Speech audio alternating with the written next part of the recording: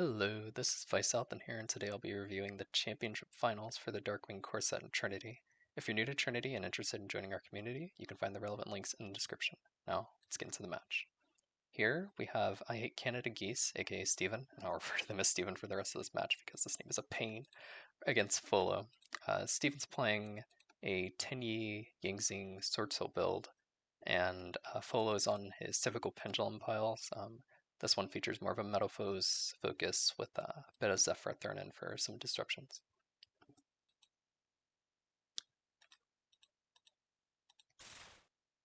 Alright, we're most likely going to see Steven going first.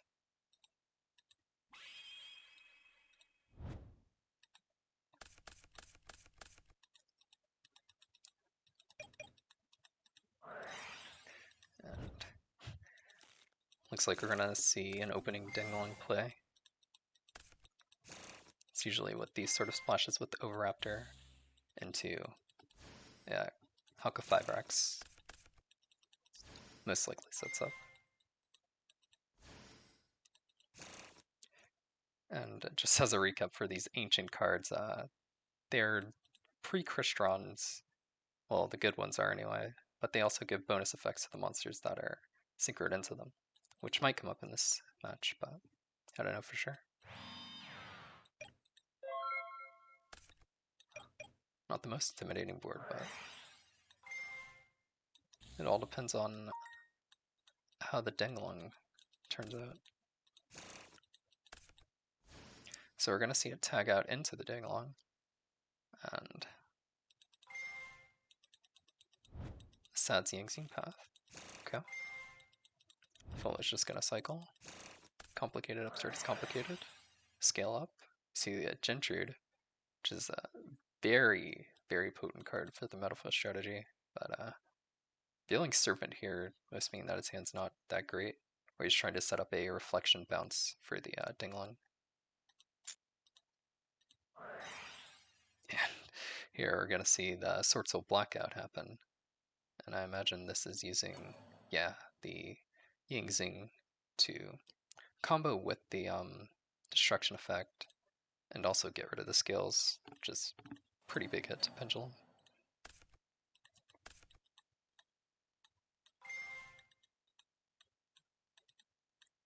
Alright, we're going to see Folo use Gentrude's effect to replace its skill. And we see Suani, sorry if I butchered the name, tag out here. And this one can quick synchro. Also, it gives a 500 attack and defense to the synchro monster. Alright, it's gonna scale up. Normal summon Joker. Okay. And unfortunately that gets Ash. It's a pretty big Ash in this situation. Not electing to quick synchro right now.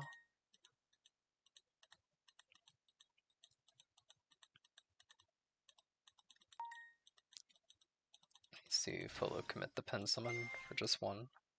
And the scale effect of Sorcerer is being used now to give Gentrude an additional 1000 attack. Okay, so that's 2500. It does threaten the monster, Suani now. If that matters?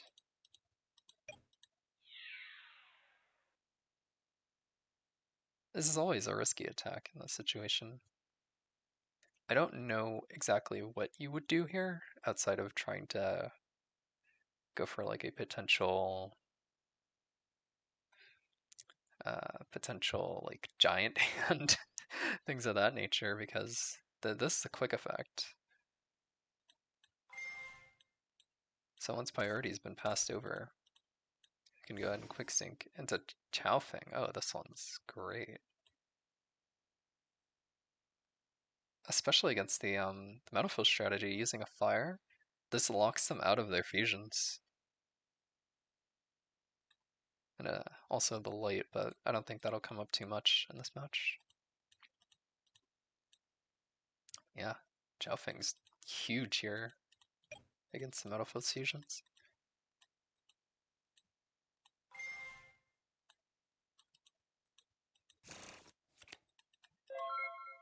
He's just gonna elect to set the Parametamorphosis fusion, but can't really use it.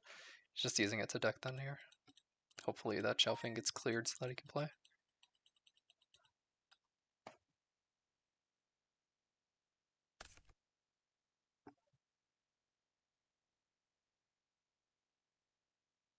Once we're turn 1 monsters, you're putting it. Yeah, doesn't work there.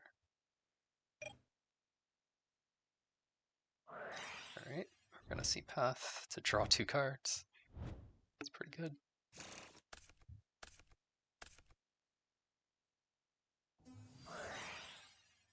We're gonna see the Tinnies come out now. Bit of a random normal summon first, but I mean, I guess it doesn't matter. So we get to perform a Synchro 8 into for Pucks, yeah. And this one's just an absolute menace on this Worm build.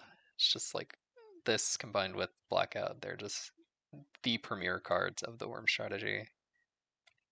This one's just going to be spinning the board and also has a very potent revival, especially in Trinity right now. Looks to spin out the back row, which is very good against Pendulum, and then clear up the monsters. And we do see Xiaofeng like to get a shootout. And we're still locked out of fire and light. So even Exiton Knight's not an option. Yeah. That's a bit of a disappointing ending thanks to Xiaofeng, but I mean that's the nature of it's kind of a flex that just lock you out of the game. Alright, next we have Folo going first. He opened his Zephyr engine. So we're probably gonna see his Zephyr War set up. Yeah, sort of decent protected disruption. And he also opened Metal Fuse as well, so. Well, we'll see where this goes. So Zephrat's gonna take the number and add a Nui to extra. Iris is targeting, imagine, Zephrath? Melcaster. Interesting. We're just forgoing the add back effect. I guess it's just to compensate for the state of the hand or something, because we have Parametal access here, so sure. Using Revol to grab probably Arc, most likely. Envy. Oh dear. So post sighting, we're adding in these very strong floodgate monsters like the Armor Phages, which is very good against Synchro, I hear. Granted, it doesn't really do too much against the likes of like Vishita and stuff, but against most of the other cards in the deck, it should be really strong. And then this picks up Arc. Gonna Parametal.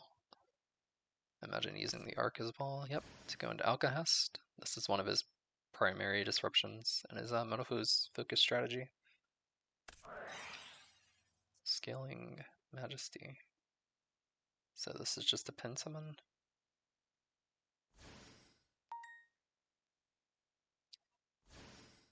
Envy and okay.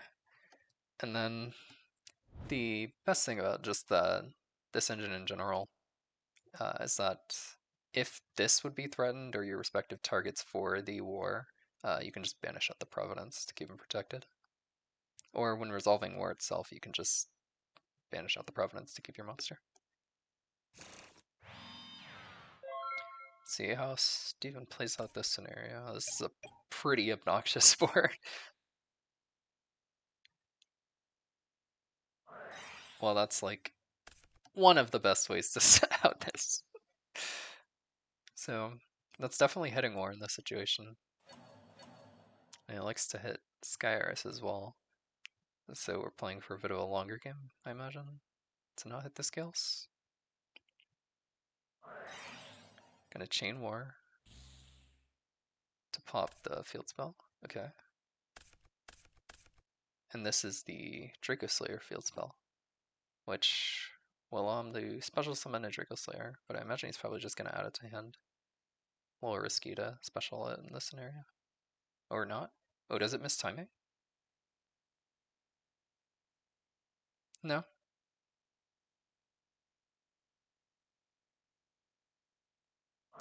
I guess he just doesn't want the effect. Or he just doesn't play more than Majesty Pegasus. Well, regardless, we just have Wavering Eyes in a post-sighting scenario, so that's just going to rip the scales after we ripped this Disruption and Field Spell. So now all of his recovery is lost. I believe not even a Joker top deck would be enough to recover in this scenario. But I wonder if he's actually playing something to add off the 2+ effect. And he's playing Vector. This is the hardest side into Pendulum, especially in a while. We're just going to normal summon it out. And it's worth noting that since this is a non-effect monster, it does contribute to the Tinnies being able to special summon themselves and use their graveyard effects, in addition to being immune to Alcahest, because it only works on effect monsters.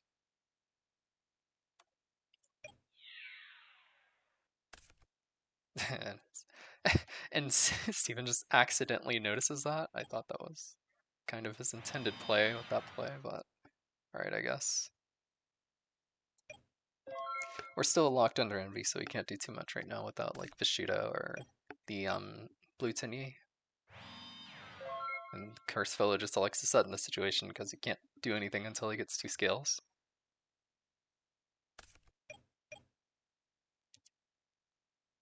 Did we draw the out?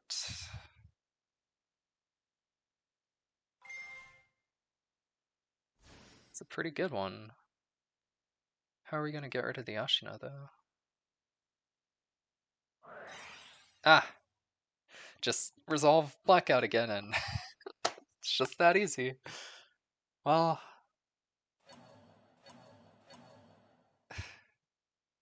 it does out the NV, and it does put the Ashina in the grave to be used. Okay, well, this honestly just looks like a sack and the end of the game.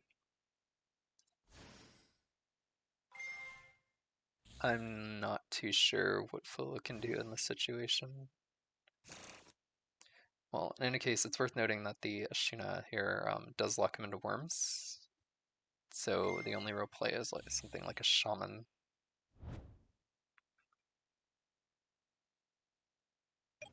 And we're not going into it. Not even attacking either, so this, I imagine he's doing this to avoid playing into something like a Purple Poison, which is probably the best case scenario for Folo. But even then, that's not really that great because it just trades at best. I'm not too sure. But it's fine to play it slow. Like, Folo's lost literally everything. So there's not too much that he can draw here to come back. Alright, it's going to reveal the Gentrude, and it combos super well with the Gold Driver that he ripped off the top. Goes through. So that's Metalfus Fusion. Ah yeah, Parametal was already used.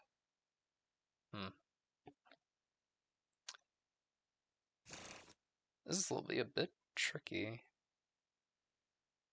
Yeah, through Gentrude he's going to set the Celestial Magician, which is good for reviving whatever's lost here, assuming that something is lost, but it doesn't really play that well into Vishita, so it's just here for a high skill.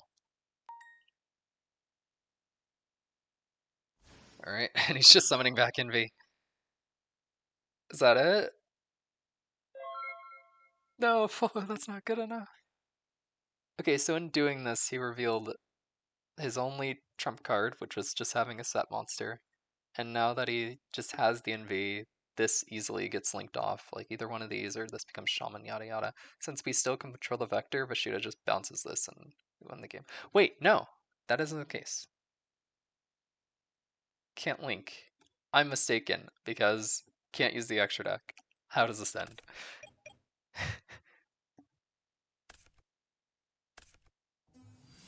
tribute summon. Of course, of course, of course, of course.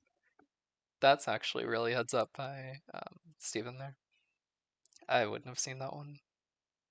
But this does enable the Vashida again. So we're just going to get rid of the Envy and probably wrap this one up.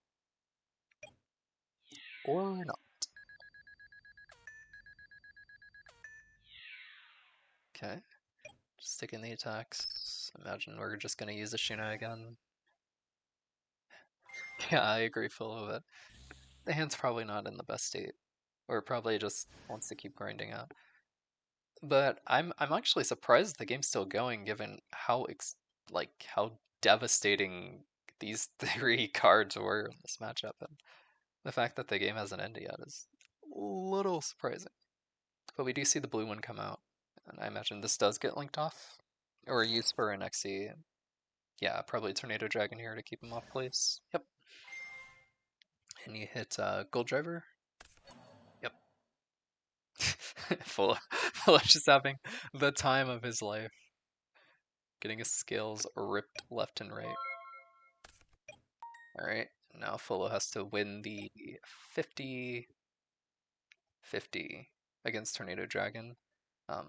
Because the card he drew has to be a scale that Envy is not. And even then, Envy's yeah, it would have to be a high scale. Regardless, it's just not a good position to be in. His only real play is to scale the top deck and hope that the Tornado Dragon hits the Celestial and loses the 50-50.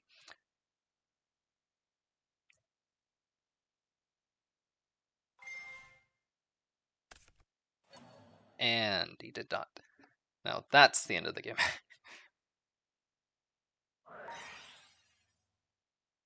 We're gonna Pendulum Summon a 7. So probably Mailcaster or the Magician that we just got. Okay. I'm pretty sure this is only anti-light, right? Yeah. I mean, it's good against Jiaofeng. Dinglong. It's not useless. We have the Tornado. I probably would have always cleared this here, but again, like, just this engrave in this game state is just the end of the game. And we're just ripping sack after sack. I don't think there's been a single bad draw so far.